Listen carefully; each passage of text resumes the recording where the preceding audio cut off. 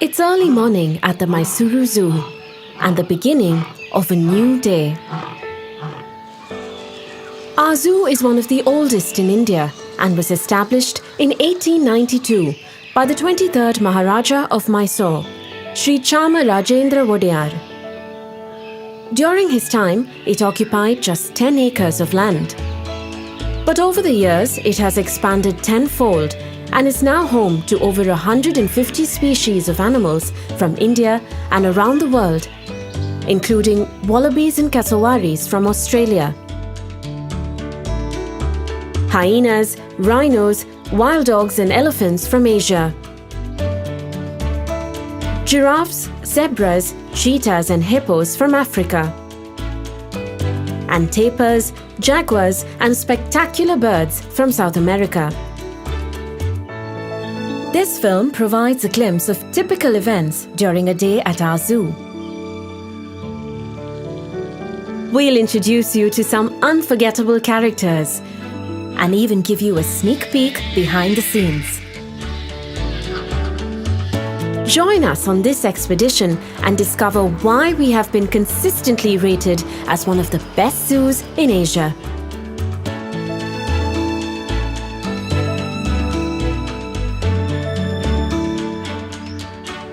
Our zoo is not just renowned for its diverse animal collection, but also for its stately gardens. Designed almost a century ago by the eminent German botanist and garden designer G.H. Krumbiegel, these expansive grounds are meticulously maintained to this day. Elegant heritage structures add charm to the gardens, like this bandstand, which was once used to stage music performances. Another historical landmark is the Thandi Sadak or Cool Road, which kept the king shaded as he rode in and out of his nearby summer palace. Today, you can experience both the old world charm of the Maharajas and the excitement of a modern zoo. Set in the heart of Mysuru, our zoo is one of the city's main attractions and is visited by over 3 million people every year. On weekends and holidays, the zoo takes on a bustling carnival-like atmosphere with visitors from everywhere. For many of them, a day at our zoo is their first or closest encounter with the marvels of nature.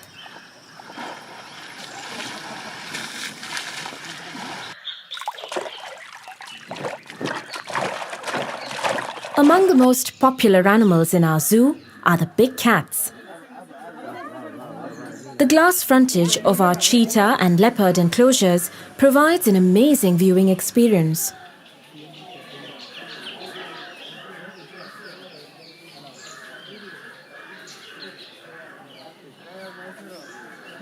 Leopards may be the most agile predators, but their cousins next door are truly awe-inspiring.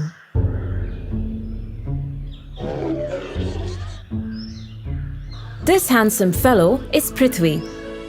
Like most of the tigers in our zoo today, he was born to Manya, our white tigress.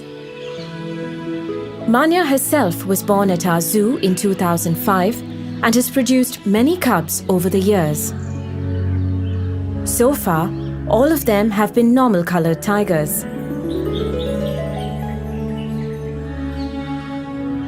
One fact that you may not be aware of is that, unlike in the old days, zoos in India are no longer permitted to capture animals from the wild for exhibition. So to ensure that we always have a variety of animals, we depend on exchange programs with other zoos, as well as captive breeding. Animals born and raised in captivity are well adjusted to zoo life and thrive when provided proper care. This includes spacious enclosures enriched with features that simulate natural habitats.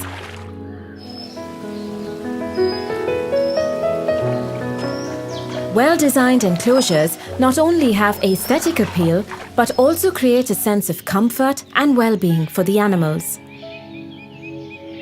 This rock in his enclosure is a habitual vantage point for Darshan, our own Lion King. The earthen mound in their enclosure is a favourite spot for our Indian grey wolves. Most of the wolves in this pack were born and raised in our zoo. Here they are at just a few weeks old. Their mother Rani did a great job of raising them to adulthood.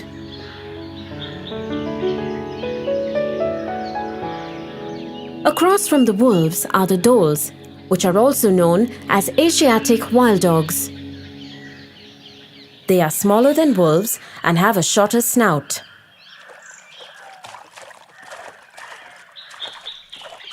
Like wolves, wild dogs also hunt in packs and can easily bring down prey much bigger than themselves, such as the sambar. Sambar are fairly common and widely distributed in India's forests. They are the largest deer in Asia, and a stag can weigh 350 kilos or more. Far heavier than the sambar are the gaur, the largest wild cattle in the world.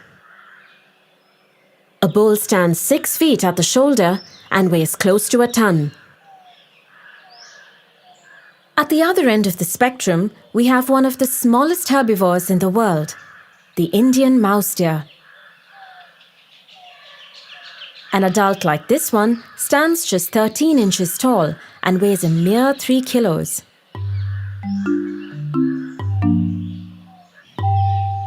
Towering over all our other animals are the tallest mammals in the world. A male giraffe can grow over 18 feet tall and weigh more than 2,000 kilos. Because of their long legs, eating anything on the ground isn't easy. So we hoist their food up on a pole.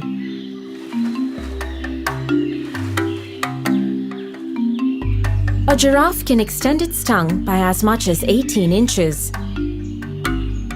This enables it to pluck leaves high up in the canopy.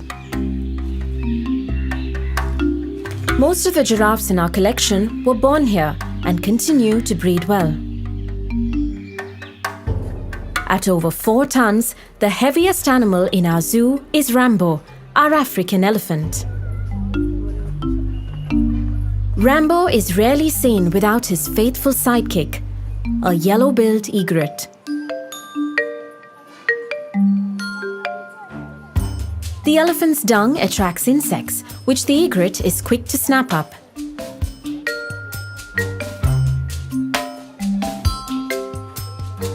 Rambo is now in his mid-20s, and we hope to find him a mate soon. Next to Rambo's enclosure is our herd of Asian elephants. They are extremely fond of water and love to splash around at every opportunity. They are the most pampered animals in our zoo and even have their own shower.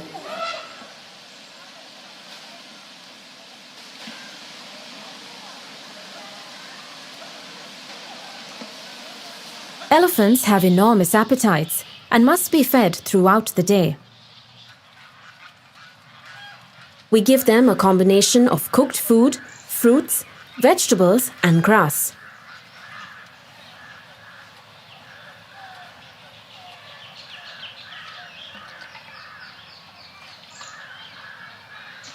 Keeping our animals well fed and healthy is our top priority, and it's quite an exercise. Every day, truckloads of food arrive at the zoo, bringing 300 kilos of meat, 400 kilos of fruits and vegetables, 750 kilos of grains, pulses and bran, and 6,000 kilos of grass and green fodder. Only the freshest and best grade of food is fed to our animals, and all items are subjected to stringent quality checks. Our kitchen staff prepares the right type of food for each species. It's a race against time every morning, catering to the many hungry mouths waiting for their breakfast.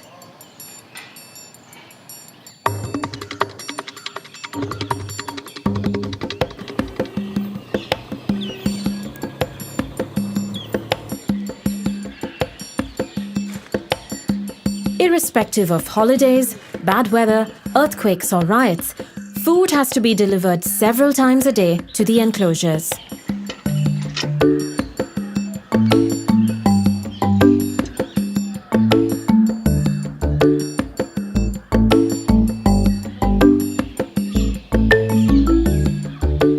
Of course, where there's an abundance of food, uninvited guests are never far behind.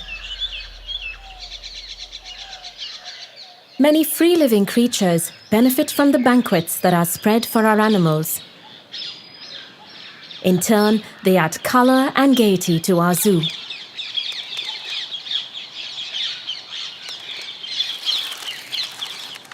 Some of our birds and animals need special food.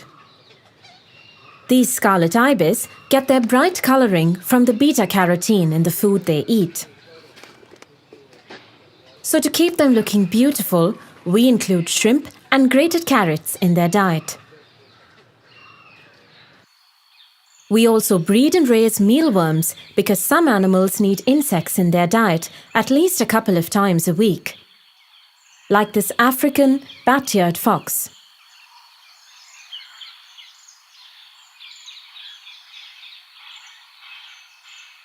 We have several species of crocodilians in our collection, and they are fed fish on alternate weeks. Our otters, on the other hand, need fresh fish every day. Here comes their keeper with lunch.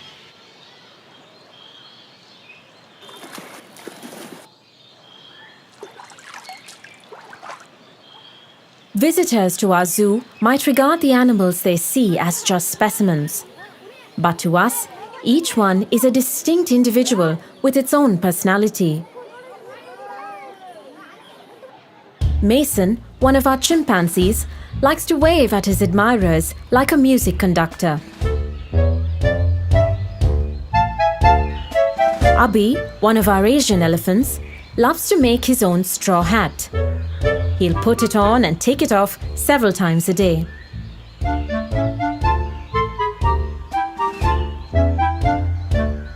This ostrich pair might look like a happily married couple, but for some reason, the male seems to regard his keeper too as a potential mate. Anytime he's nearby, the male will woo him with an elaborate courtship display.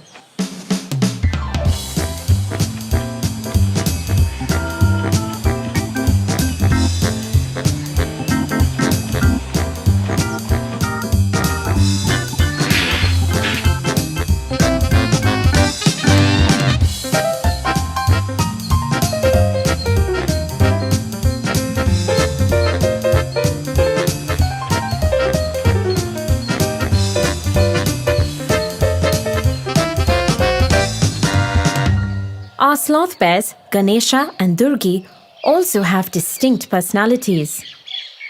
They were raised together as cubs and are very attached to each other. Ganesha is the adventurous one and is always getting up to some mischief. His mate Durgi, on the other hand, likes to take it easy. Whenever Ganesha gets bored, he will cajole the reluctant Durgi into a friendly wrestling match.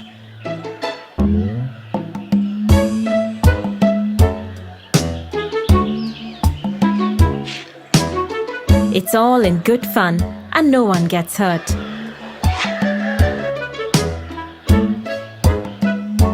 Animals at the zoo can also exhibit a surprising level of intelligence. Using a rock to relieve an itch is nothing unusual. But using a branch as a back scratcher? Now that's clever.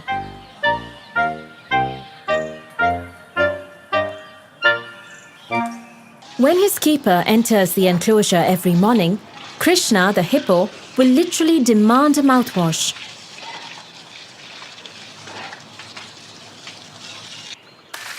Our male Indian rhino, Virat, knows exactly when it's bath time. He will walk to the bathing area without any prompting and won't leave until he's received a thorough wash.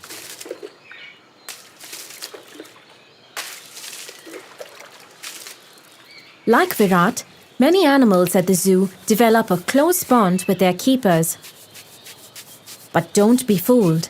Only their keeper can get this close.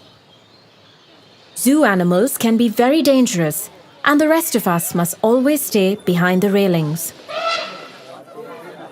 However, if you would like a closer bond with our animals, you can participate in our adoption program and sponsor the upkeep of any of our animals.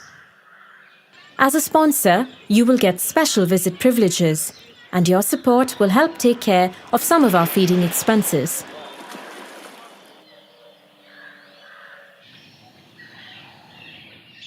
When you see healthy and happy animals at our zoo, it's thanks to the elaborate management protocols we have in place, which are implemented by a staff of nearly 300 people. You may not notice them, but they are everywhere, quietly doing their jobs.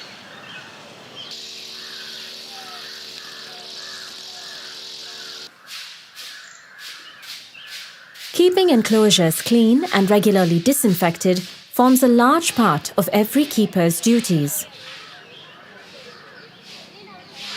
The main gate and entrances to other sensitive sections also have disinfectant mats to minimize the spread of diseases.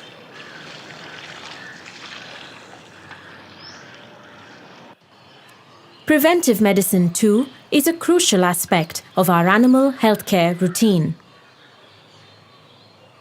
Today, our veterinary team is preparing to vaccinate the giraffes against foot and mouth disease. The syringe is loaded into a special gun and then fired into the animal's rump.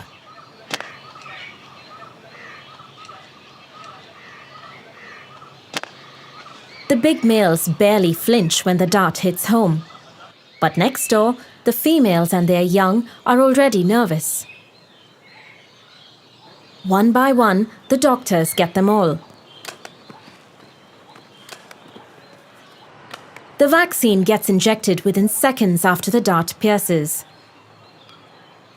A couple of flicks of the tail and the dart falls off and will be collected by the keeper.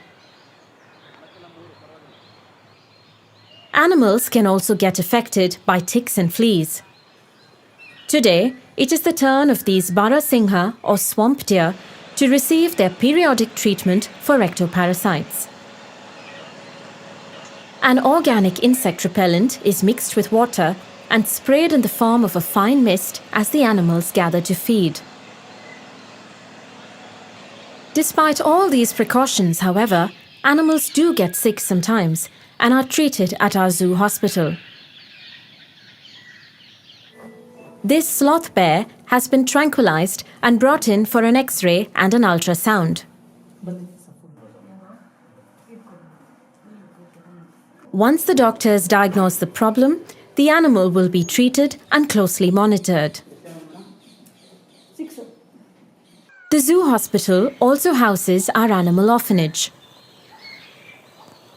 This is Chamundi. She was found abandoned in the wild and sent to us when she was just 6 months old. Her keeper feeds her a special milk formula several times a day. Like all youngsters, Chamundi can be greedy. After gulping down her milk, she will raid her playmate's lunchbox.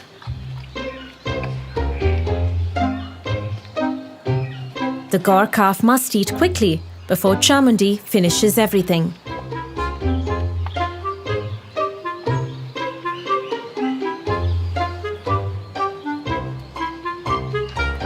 Meanwhile, it's feeding time for the other orphans. Sometimes, babies born at the zoo are not properly looked after by their mothers and have to be painstakingly hand-raised. These hyena pups are just a few weeks old, but have insatiable appetites. Hey.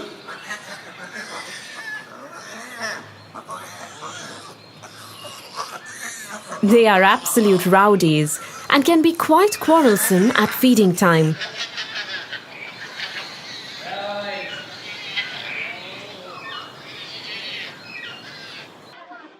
One of our most popular exhibits is our newly redesigned snake house.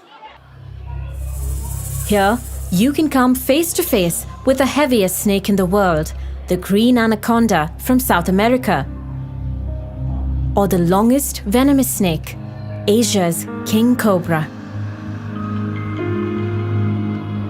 A male like this one can grow to 18 feet in length and raise nearly 1/3 of its body off the ground. Our walk-in aviaries are also popular as they allow visitors to stroll among the birds. The star attractions in this aviary are the black swans.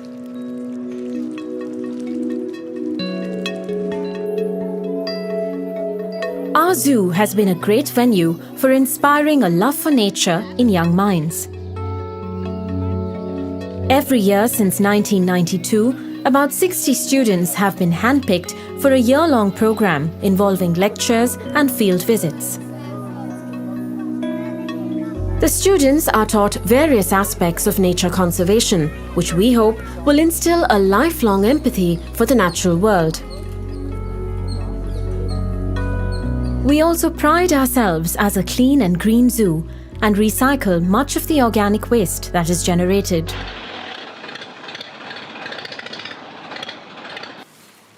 Mega herbivores like rhinos, hippos, and elephants eat vast quantities of food. And of course, what goes in does come out. Our keepers have their work cut out, clearing these mini mountains of dung. We ensure that none of this waste goes to waste.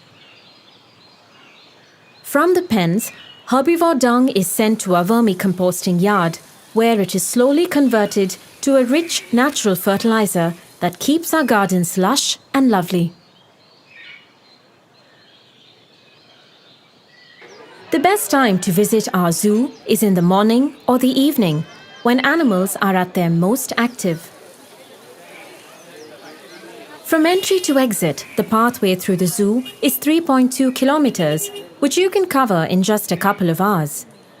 But we recommend that you take it slowly to get the most out of your trip. But do avoid the middle of the day if you can, as it's a time when most animals rest.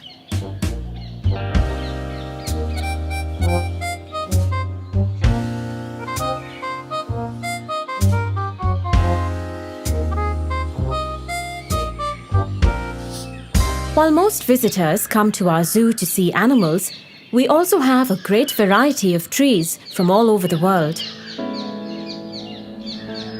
Some are as old as the zoo itself.